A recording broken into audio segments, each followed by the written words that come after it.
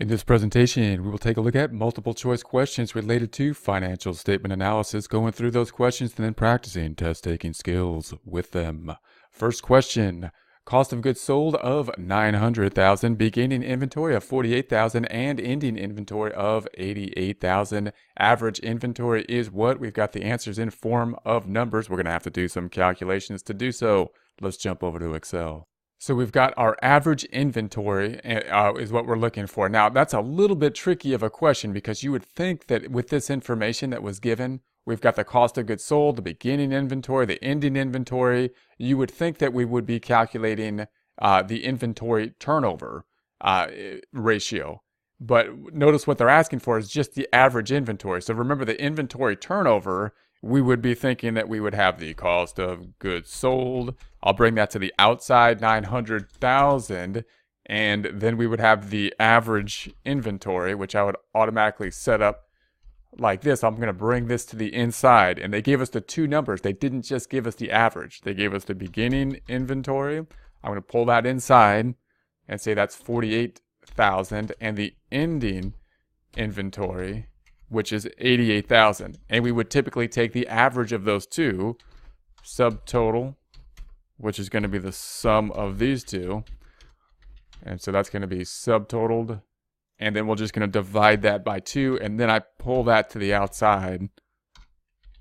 And that's going to be our average. And you would think then that we would take the cost of goods sold divided by the average. And that would give us 13. And if we add some decimals, we'd have decimals. So you might go in and look for this number, just given the data that they gave us. You would think that would be the calculation. But then they asked us for just this sub-calculation, really the 68,000. Not normally a ratio they ask us for is the point here. That could happen. So if you see this kind of format, you're going to go in, I know that ratio. I'm going to go right in and calculate because they gave us the exact numbers that I would need to calculate the common ratio, which would be the turnover ratio. But then they only asked us for the subcategory ratio, which is the average inventory of the 68,000. So just be careful of the formatting. When you see this data, I would practice setting it up kind of like this, because if you just see the ratio, which is cost of goods sold over the average inventory, then you're going to have to basically do this calculation kind of somewhere else, and you're going to get kind of messed up when you're doing the turnover ratio.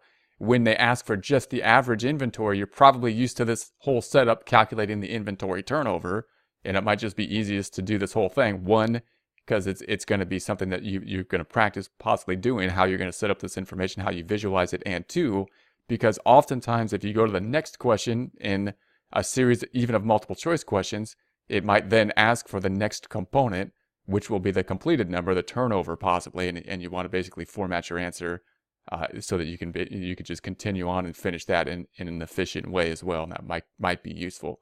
We are looking here for the 68,000, so we have the 68,000, and A is going to be our final answer. Next question. Cost of goods sold, $890,000, average inventory of $38,000, and net sales of $1,900,000. The inventory turnover ratio is what? And we've got our answers down below. Let's jump over to Excel.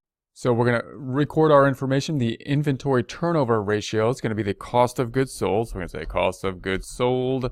And typically I'll pull that to the outside, 890000, and then get ready to calculate the average inventory, which would be the beginning inventory plus the ending inventory divided by 2 in the inner column here in our basically a little worksheet. But they gave us, in this case, the average inventory. So we already have the average. So the average inventory, we don't have to calculate the beginning plus the ending divided by 2 because it's a multiple choice question. They just gave us the number that's already given. This isn't the number that we would find on the financial statements. They just gave it to us. So we have the 38,000, and there we have that. And then they gave us the net sales of 1,900,000. So they were nice and gave us this number that isn't on the financial statement but is an average. The beginning plus the ending divided by 2, it would be found on the financial statement, is going to be the ending balance. Prior year financial statement, the beginning balance, then divided by 2. And then this number is just kind of to throw us off. That's not what we need to calculate the inventory turnover. All we need is these two. We can then divide them out, and that's going to be equal to the 890,000 divided by the 38,000. And then we can consider how we're going to format our answer. How many decimal places do we have? So we do have decimals here, or are we going to round it to the 23? So let's see what the formatting of the answer is. We're looking for 23. So we have A 23 times. It looks like they're rounding to no decimals. So 23 looks like the 1A final answer.